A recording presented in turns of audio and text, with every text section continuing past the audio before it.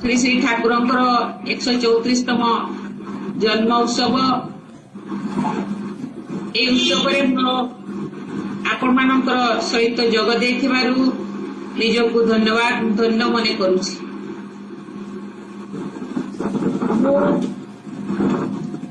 ठाकुर सहित प्रथम भाव जड़ित नथिले बहु समय ठाकुर कार्यक्रम में जोग देछि। देवघर भी दुई दुई थर जाइछि। श्री श्री सहित श्री श्री दादा सहित मु साक्षात करिछि, कार्यक्रम में जोग देछि। किछि दिन पूर्व कोरापुट ऋषि कार्यक्रम भी मु जोग देइथिली।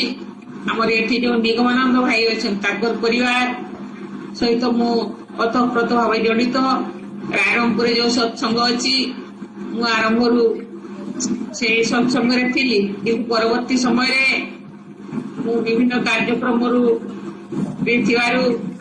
ठीक भाव कार्यक्रम जोग दे पार नथिली, किंतु ठाकुर को बहुत श्रद्धा करे, फॉलो करे, दिग्दर्शन समाज को से जो दिग्दर्शन देइछंती, जो प्रेरणा देकरी जाइछंती एवं आज तांकर प्रेरणा रे स्रोत रे हजार हजार तो नुहे कोटि कोटि लोक जो अनुप्राणित होइछंती, तांकर प्रेरणा रे निज जीवन को जो गढ़ी तोड़ीछंती। तेणु निश्चित भाव कोटि कोटि प्रणाम जणैबी, श्रद्धा सुमन अर्पण करी। आज तांकर प्रेरणा सत्वे आज निज निज जीवन को निज परिवार और जीवन को समाज सुखलित करि पारिछंती, संस्कार दे पारिछंती। तांकर प्रेरणा पाई आज से दिग्दर्शन पाउछंती।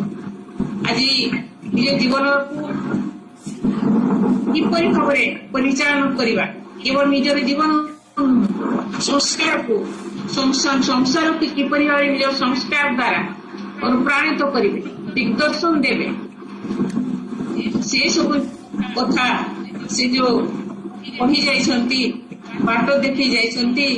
तेणु निश्चित भाव से नमस्य चिर नमस्य कोटि कोटि श्रद्धार पात्र।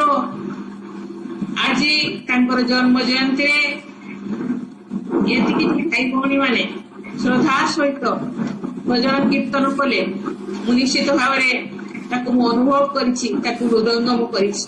आमे समस्ते जाने ए दुनिया रे आमे किछि दिन पाए मनुष्य जन्म नहीं के आसी।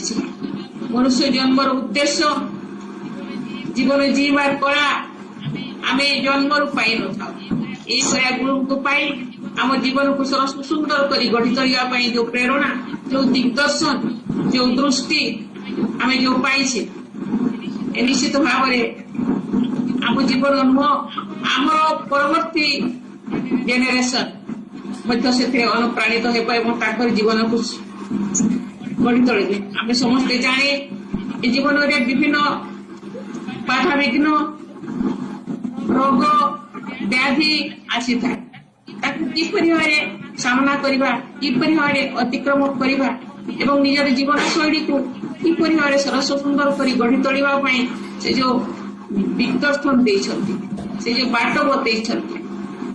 आमे केवल व्यक्तिगत जीवन में, सामाजिक जीवन में, पारिवारिक जीवन में किपरि भाव आमे निजको चलाइबा से सब जो कही जाइछंती, निश्चित भाव आमे हृदयंगम करिबा एवं अन्य मानकर प्रेरणा पात्र।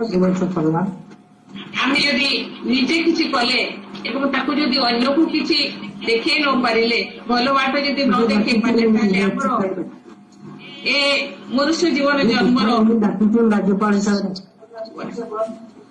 तेणु मु जो यहाँ पूर्व जो राजेंद्र भाई जो कही गले बहुत सुंदर सुंदर कथा कही गले, कारण से बहुत दिन धरिकी ठाकुर प्रेरणा स्रोत से भाषी अनुकरण करछंती। तेणु निश्चित भाव धन्यवाद देवी एवं अन्य मान को भी धन्यवाद देवी।